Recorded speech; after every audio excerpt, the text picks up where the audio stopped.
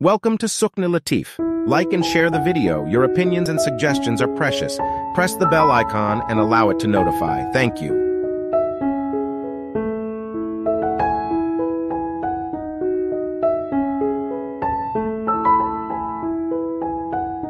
Von Frisch was the person who was awarded the Nobel Prize in 1973 for his research on honeybees.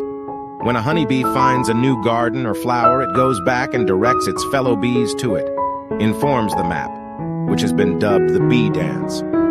This mimicry and movement of the bee and the transmission of information to its other worker bees has been scientifically demonstrated using photographs and other methods. It has been discovered.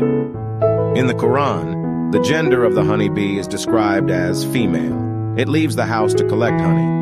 In other words, the soldier or worker bee is a female bee.